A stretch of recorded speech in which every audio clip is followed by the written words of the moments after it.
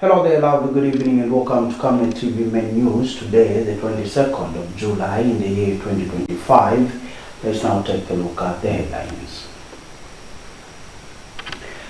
LUBINDA challenges President HICHILEMA to address leaked audio allegations.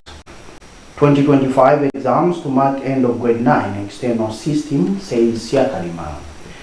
Lusaka City Council warns illegal car wash operators over vandalism of water infrastructure. In international news, United Nations Chief urges Agent Global Action to save sustainable development goals. In sports, NKWANZI Football Club unveil KEEGAN PHIRI as head coach. Join us for these and many more stories after the break. Get all the latest updates in court news only on Camnet TV. We take you and make you feel part of the court sessions through our in-depth coverage of the adjudication process.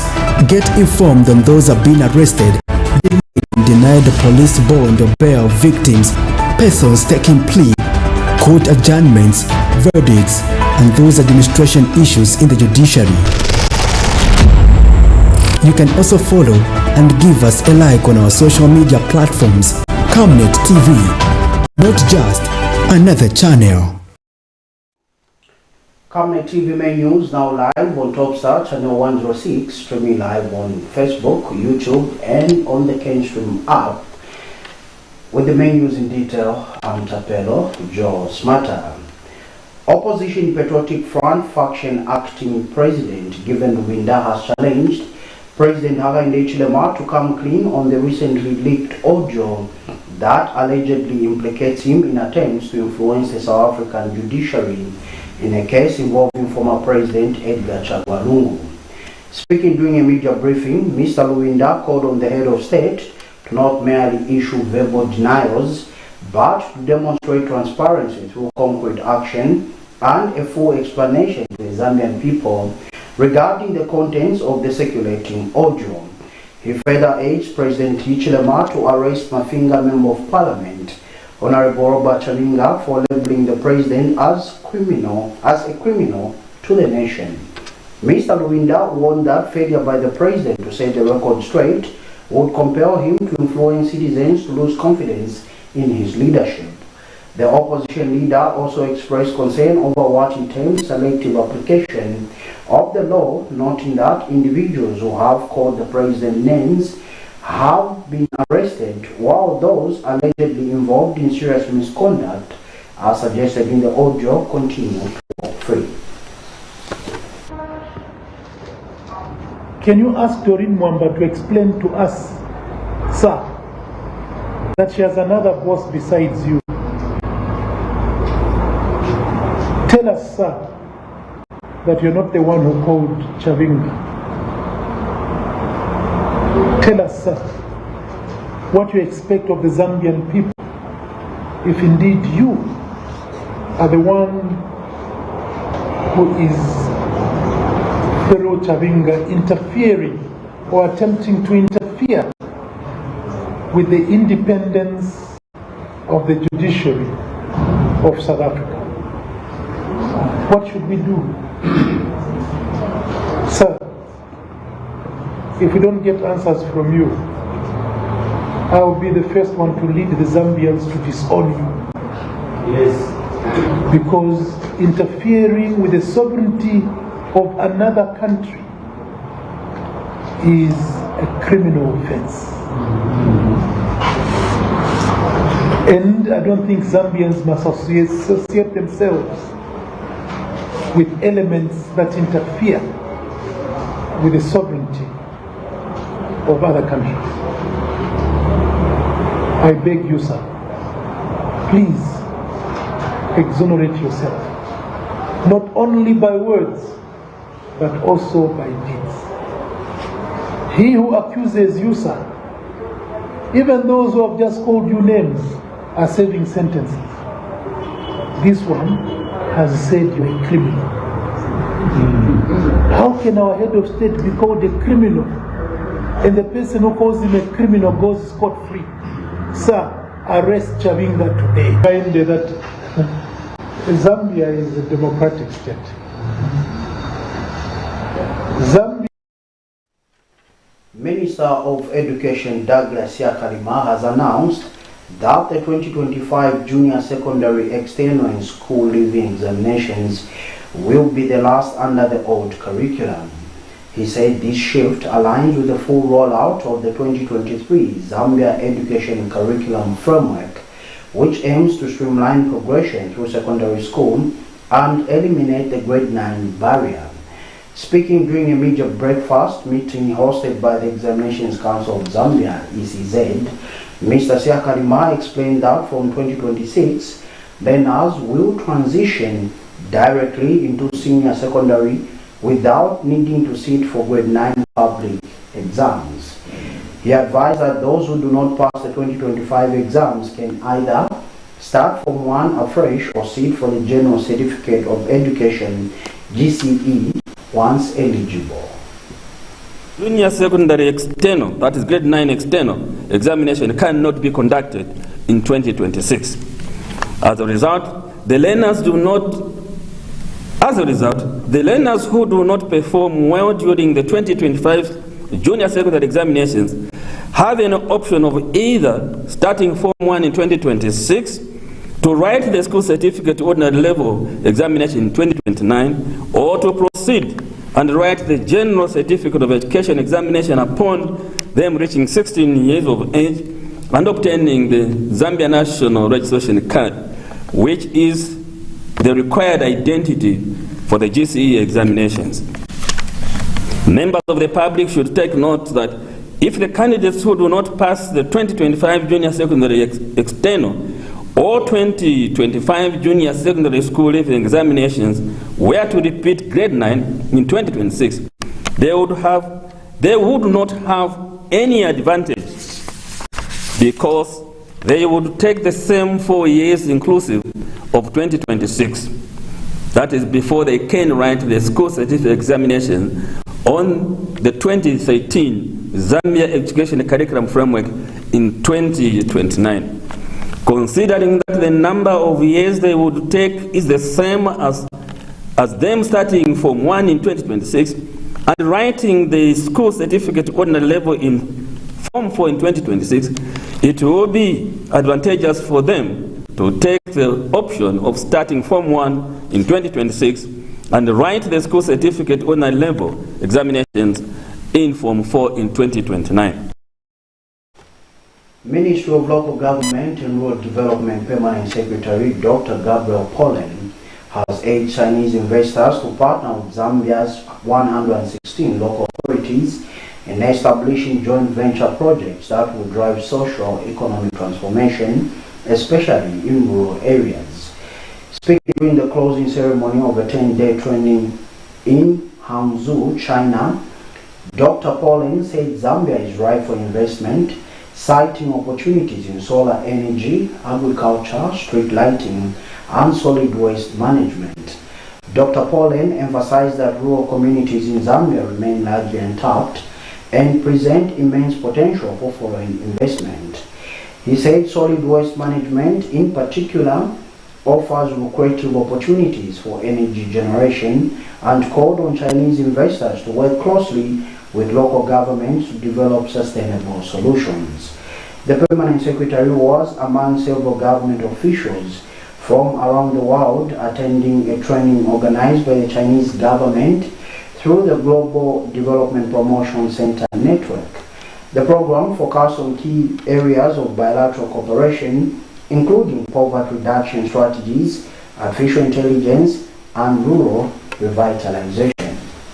The fact that there should not be a trade-off between economic growth and ecological protection and preservation. And it was a remarkable experience to witness how fundamentally development can be for us to continue to have a conversation about mutual benefit, not just of China and the rest of the world, but between our countries as well, within the African continent and across. As I conclude, I wish to state that the concept of building a community with a shared planet, even in countries such as Zambia, and we such an initiative take this opportunity to support upon a more diversified and coordinated 16 local authorities. We are calling upon China to partner with our local authorities to foster economic development and rural development, or rural revitalization, if you like. Already Zambia hosts one of the largest Chinese communities in Africa, and this has been ongoing and has intensified over the last 2 decades. We see a lot of Chinese businesses, and we are creating an enabling environment to foster further cooperation. The local authorities, therefore, in Zambia, the ones that we supervise under the Ministry of Local Government and Rural Development, stand ready to partner with any business interested in a range of sectors such as solar energy, agriculture, digital licensing, street lighting, and solid waste management, amongst other local government initiatives. President Hakainde Hichilema has cautioned newly appointed ambassadors and the Commission of Lands against engaging in illegal activities, emphasizing that their elevated roles now place them under greater public scrutiny. Speaking during a swearing-in ceremony, President Hichilema reminded the appointees to place national interest above personal gain, particularly in representing Zambia's values and priorities in foreign nations. He stressed that their conduct must reflect the integrity and responsibility expected of their officers. The head of state directed the newly appointed Commission of Lands, Mr. Shadrack Mbewe, to urgently address long-standing issues surrounding State Lodge area, which he described as problematic and in need of immediate attention. President Hichilema also urged Mr. Mahuba Wesley Hazemba, who has been appointed ambassador to Israel, to champion message of peace, unity and stability as he assumes his duties in a region currently facing heightened conflict and unrest. Other appointments include Lieutenant General Stanley Dennis Aluvuzwi as ambassador, plenipotentiary and extraordinary to the Republic of Brazil, and Brigadier General Wilson C. Tembo as ambassador, plenipotentiary and extraordinary to the Republic of Zimbabwe. Please understand that the interests of the people of Zambia come first. Your personal interests come secondary. That's what service to the nation is. I have seen a few colleagues, we appoint them here, they go in those roles, they subviate national interest and elevate their personal interest. That is wrong. It won't take long before we realize that's what you're doing. But I can assure you that serving the people of Zambia through the elected officials in the manner you have been appointed, once you do that diligently, in a focused way, your own interests will be taken care of. I know it. Please, let's understand that. We are public officers. We are under scrutiny. Commissioner of Lands, I'll say a few things. You are under scrutiny. Just from today, your steps will be watched. Who you meet, the public will be watching. Would you give a bogus title deed on top of an existing title? Citizens will be watching. And that's why we want the digital platforms to come through. If you take money from a person for a favor, citizens will know. It's a question of when, not whether or not they will know. They will. Do swear that I will be faithful and bear true allegiance to the President of the Republic of Zambia, and that I will preserve, protect, and defend the Constitution of Zambia as by law established. So help me God. Thank you very much. I will now ask you to individually come forward.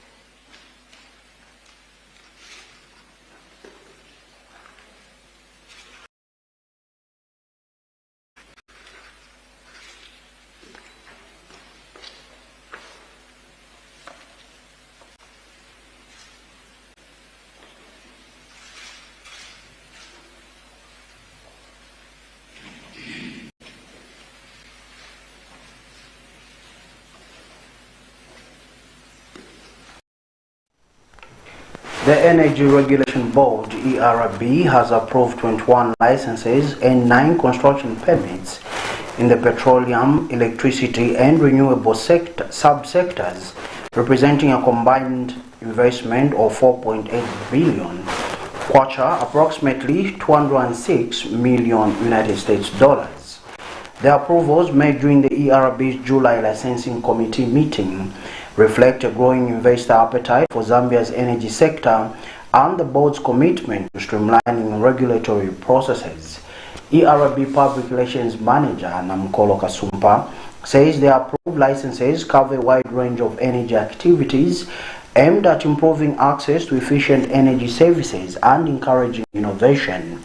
These include licenses for electricity generation and trading, production of biofuels, road transportation and distribution of petroleum products, and the manufacture and maintenance of renewable energy equipment.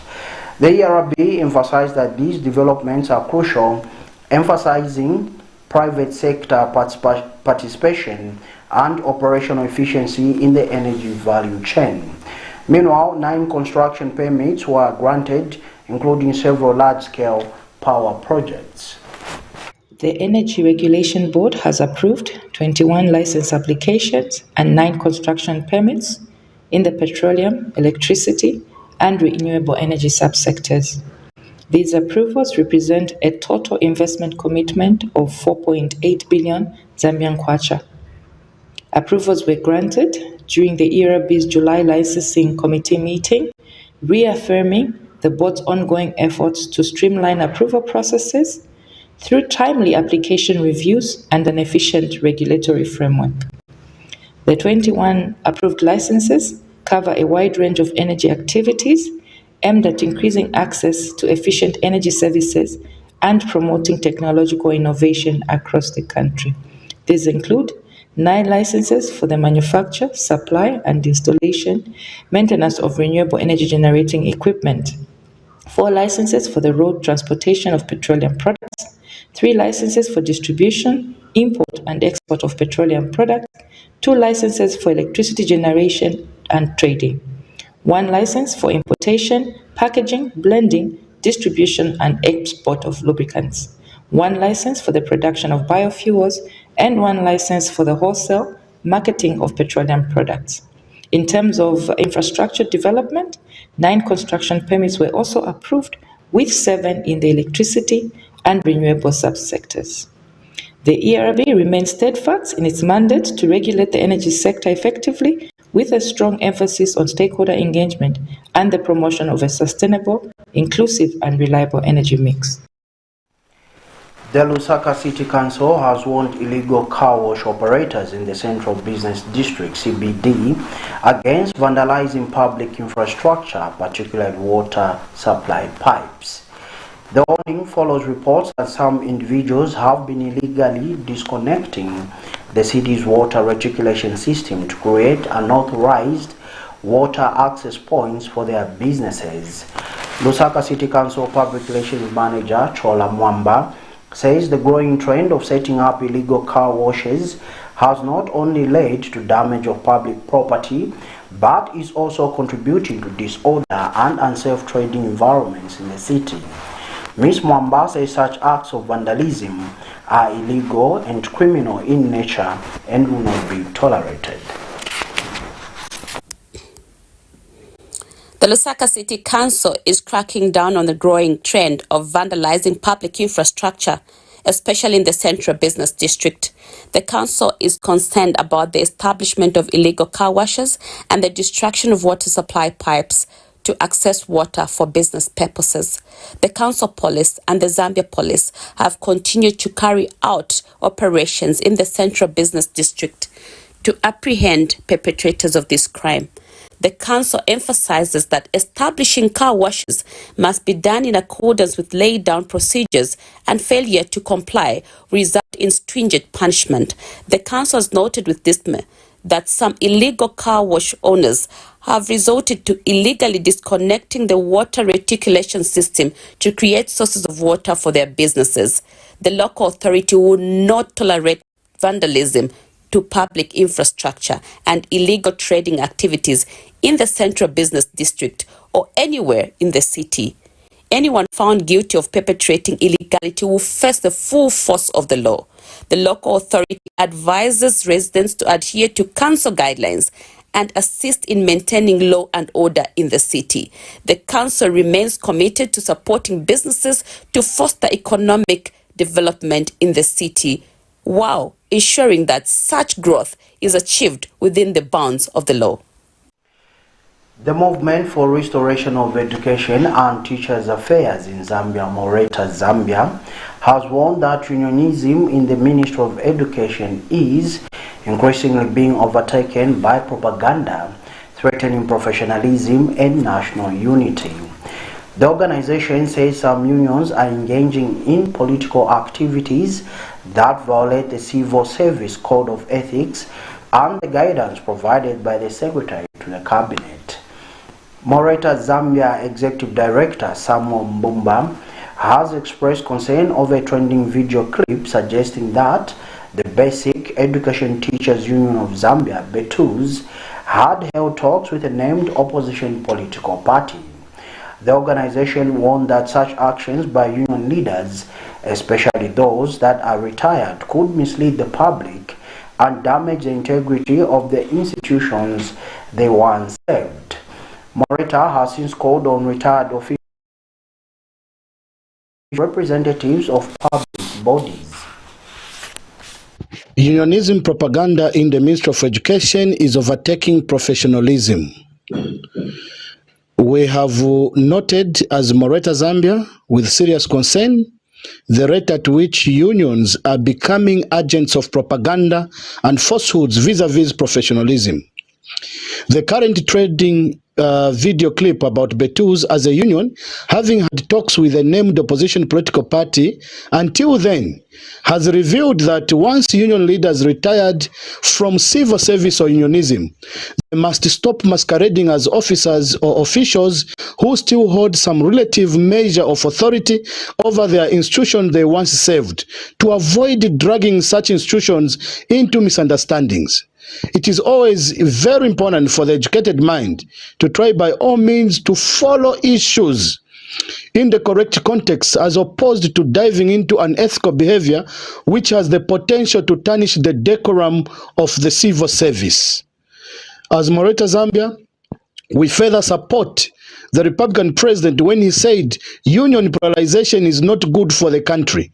Instead, he recognizes the freedom of assembly and association, which the New Dawn administration highly supports. And this is what Moreta has been preaching about. The Ministry of Labor can help the Republican president to resolve this proliferation of unions as advised by the Republican president by coming up with a statutory instrument.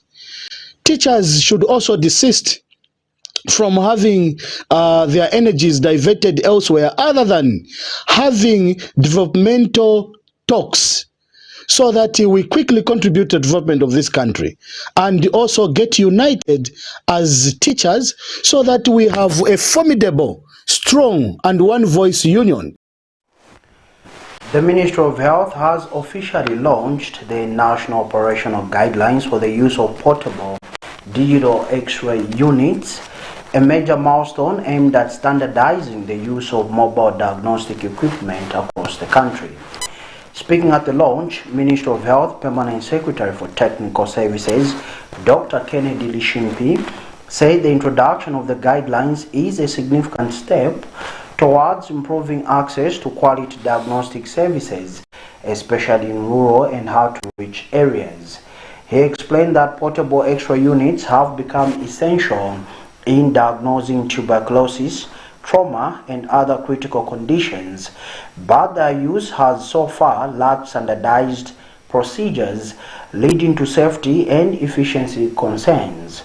The new guidelines are expected to ensure uniformity in the operation, safety and regulatory compliance of portable X-ray services in line with national health policies and international best practices. Dr. Lishimpi emphasized that the guidelines will support broader, equitable access to diagnostic care and enhance the efficiency of health service delivery at all levels. The absence of standardized national guidelines has created inconsistencies in compliance when it comes to portable digital X-ray technology. Today, we are proud to mark a major milestone in addressing this gap.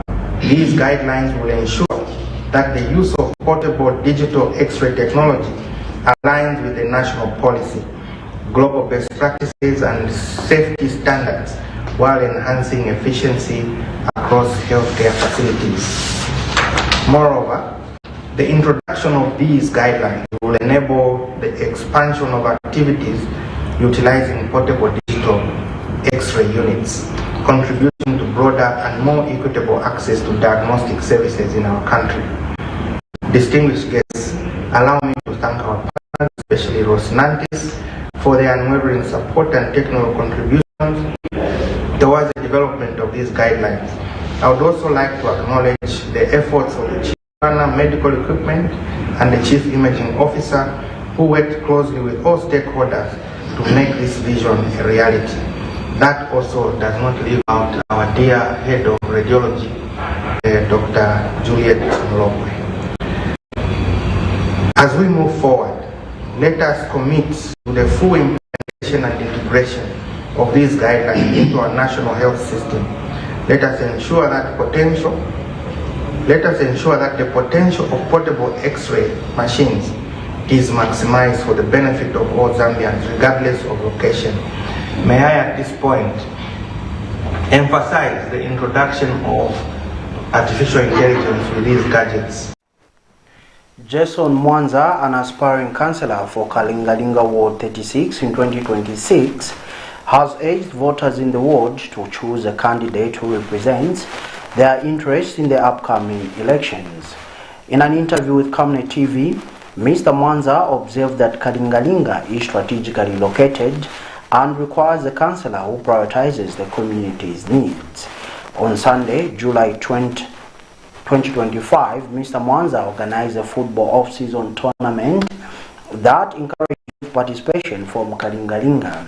He believes that engaging young people in such activities helps discourage involvement in illicit behaviors and keeps them occupied through recreational facilities.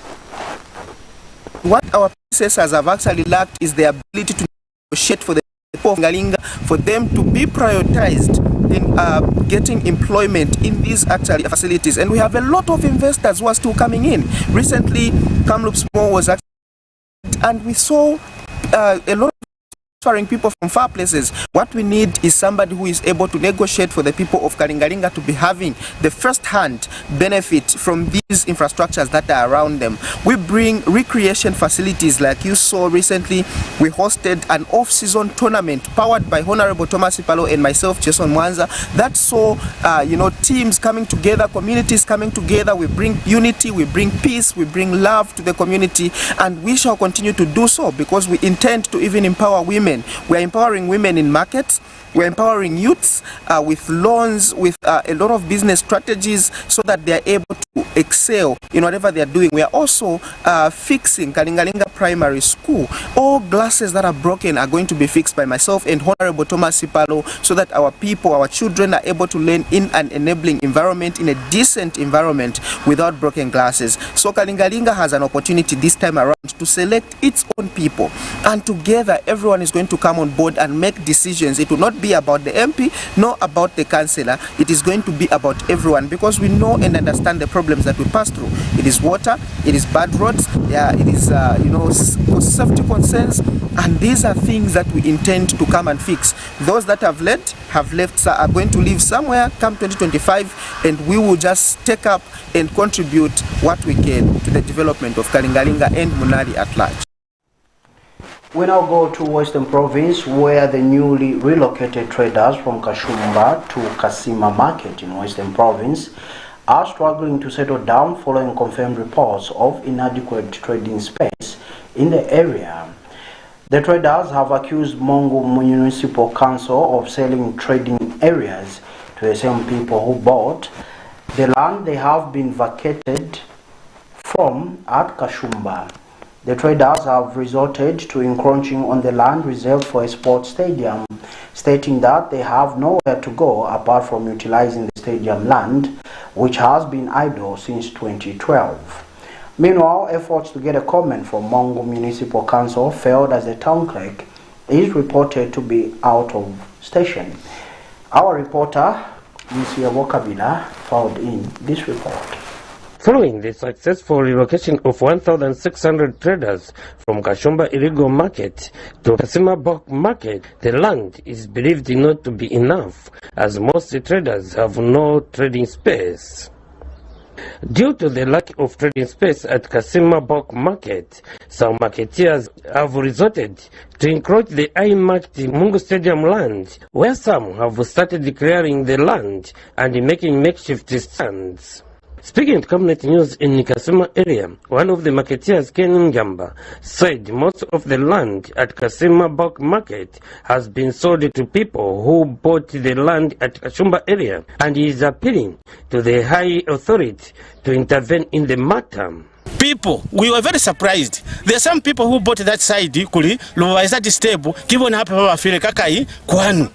Minus, kuluna kulubulele kulikwale komu ya ike lufa kwa tenibomanyi, vale mabigi traders, luna silo jaza kulia, luna. Na hayalu na ye mga proki yako ozo, aluko nukuluwana nivona. Kubeta kanti luna, ali ye ni mwala ndio na ye, ya government hapa ya kansulu kisemu, kakuli, ye stadium yene babulela kuli, 2012. To follow in the far is more than 2,000 people that are staying just like that. Kuna misevezi. Vakansulu baba sikiba lunyandisa chwana kuli luna, luve inge lwatu baba sina fakuina. Also we are enjoying the peace which has created by our president HH. Bona baba takulutisa za mfilifili kama bomu. Some traders have accused the Mungu Municipal Council for selling the Kasima land to prominent businessmen who bought the land where they used to sell to the same people. Basi baka Kashumba hapi watile kutoleka kwanu kwa kutoleka maploti hapi kakai kwanu kwa Kasima aluswile kale luna chwa lukapila chwani kubaka lukasheza kai kwa baka luveya hapi kuli luna loiza chwani lopile la fateni lola ikiseza fateni kona luipumanile mwateni musu ulutuwele butuku lwa nyanda lulu akashakashi waluli haluzibi kwa lukona kukuina handi kukundama utata woltrofu mana kwanu kwa market ya Kasima kie inyani alukwane mwateni lunana luinzi kwa Kashumba no luinzi more than 1,000 kona kule alufitie kwanu market Kenyan kona alutro ipumana mwa mubu wa musu mi mubuso kapakansi wa Mungu ibonisakoli mwahala Western Province bahatelela hulu kakuikezeza basweli banataka batu kulutula likaza batu kusinyali kaza batu kono hape kwa babaisa hakuna baba isa mali hala opa mwabona litabazeze za kuli moneke kutakwa teni mutobona kuli ko batobunde kabatu akachumba bafumana afera kuli batu bavya mamuchitu hapeneke libaka alisika bakwana kono bakeni ma stadium mo kuli mwendi bakone kufumana matini kupira wabona jole lwa kupalita baze. A comment from Mungu Municipal Council failed as Mungu Town Clerk has been reported to be out of town. Moseo Kabila, Camnet News in Mungu District, Western Province. You are still watching main news on Topstar Channel 106, streaming live on Facebook, YouTube, and on the Kenstream app as Camnet TV. We'll take our first set of commercials, but do join us for international and sports news when we come back. Please do stay tuned. For immediate coverage of any breaking or latest news in Zambia and around the world on Camnet Television, call the numbers on your screen.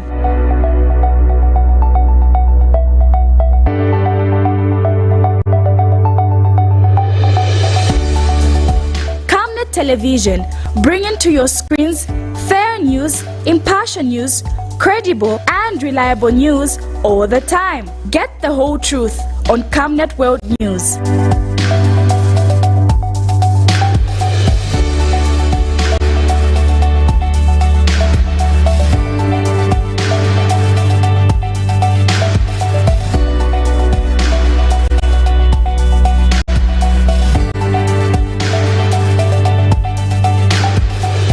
Camnet Television, not just another channel.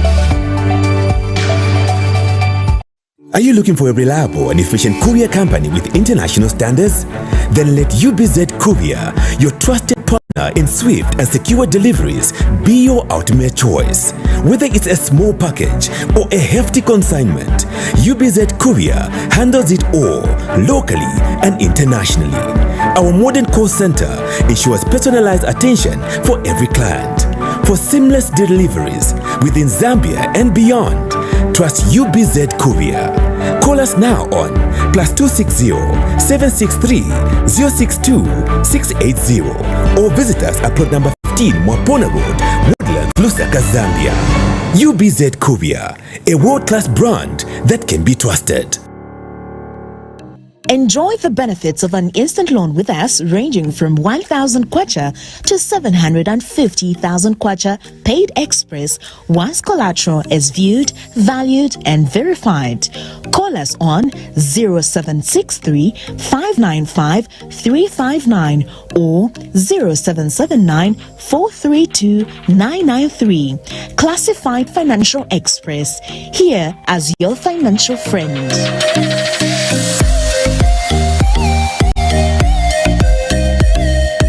From time immemorial, we have had different types of lighting options, from those that can burn down our investments in minutes to those that dig holes in our pockets due to constant replacement and huge consumption of our ZESCO units. Savenda Electric introduces the new and advanced electric bulb with cutting-edge technology of LED that has low power consumption, gives out bright white light, and lasts up to 25,000 hours. Savenda Electric manufactures all types of LED light, like plastic LED fluorescent tubes, down lights, ceiling lights, outdoor fittings, and solar street lights made to customer specifications. Let's live on the bright side of life by choosing the wide range of Savenda Electric lighting solutions that are available in all leading stores and supermarkets countrywide. For orders, call 0962 642 490 or email jnbunda@savenda.com or pchabula@savenda.com. Thank you so much for still staying with us. And now in international news. United Nations Secretary General Antonio Guterres has issued a rallying call for urgent and ambitious global action to rescue the Sustainable Development Goals (SDGs), warning that the current geopolitical and economic climate threatens to derail progress.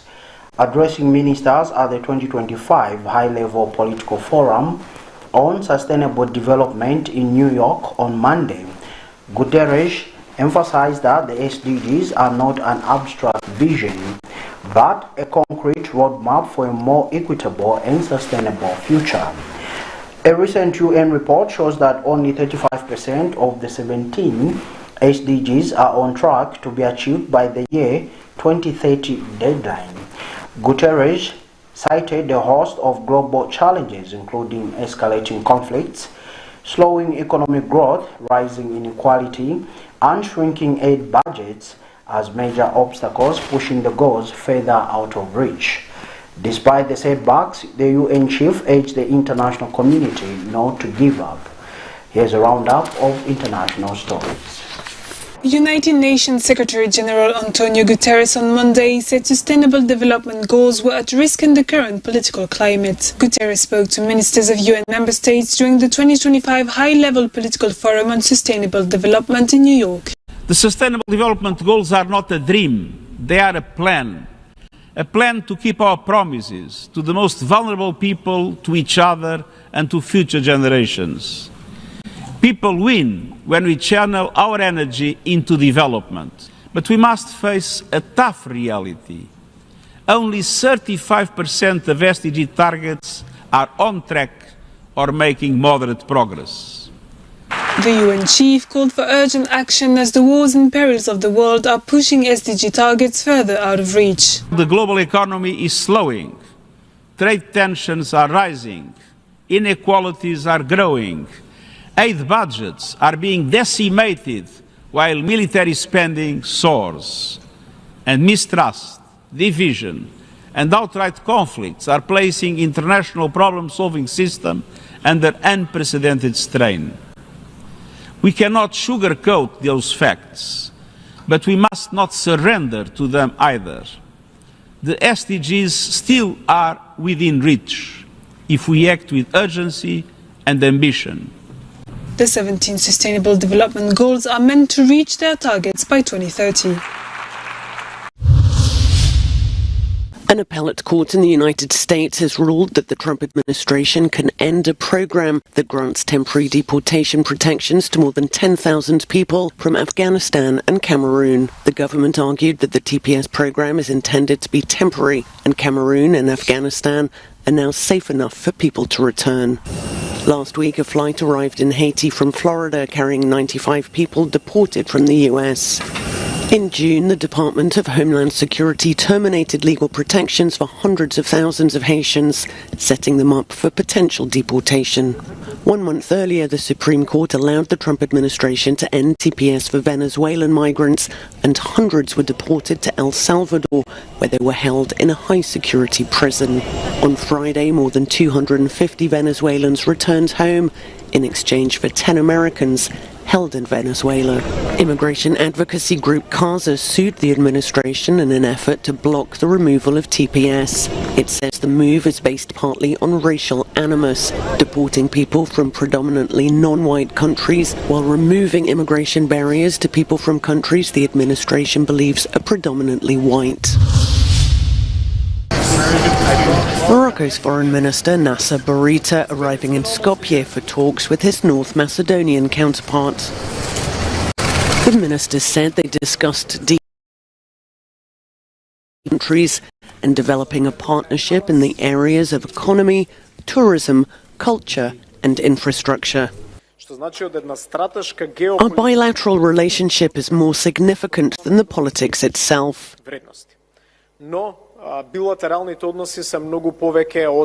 They should mean more achievements for our businesses and citizens too. So we open the next topic to hold a business forum in Morocco, where we will participate with our businessmen to meet Morocco's business sector too, and to point out what kind of investments we should have and trade as well. Вложувања заеднички што може да се направат, но кои се потенцијалите во делот на трговската соработка. The meeting marked the first visit by a Moroccan foreign minister to North Macedonia. The minister said they're also working to establish direct flights between their two countries.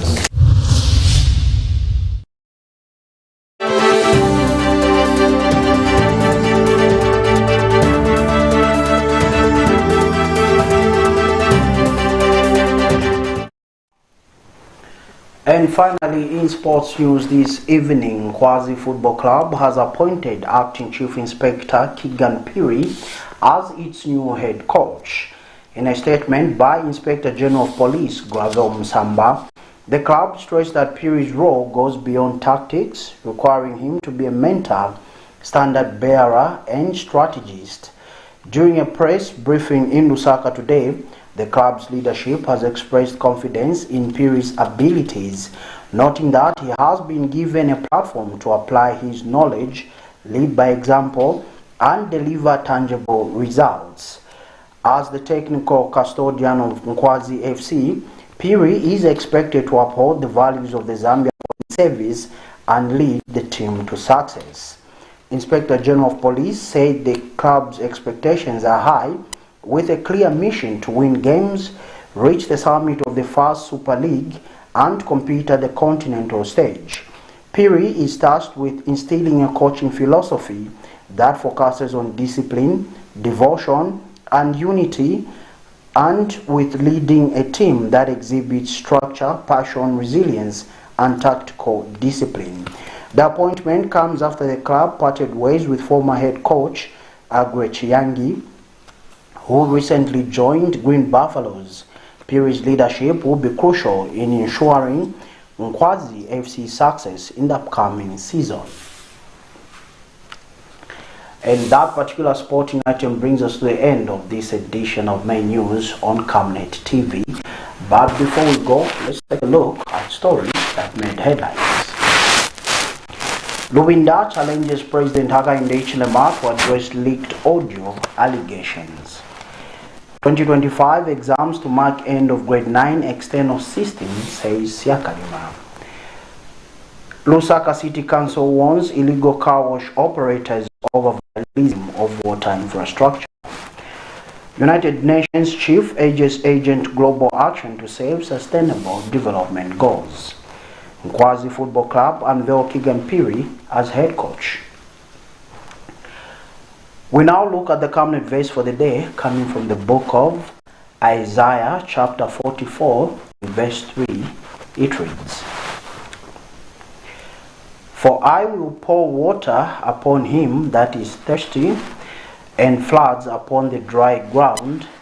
I will pour my spirit upon thy seed, and my blessing upon thine offspring." That ends the reading, and that ends the main news on Camnet TV. But dear viewer, do remember, like always, that Camnet TV is not just another channel. Now broadcasting live on Topstar channel 106, streaming live on Facebook, YouTube, and on the KEEGAN app.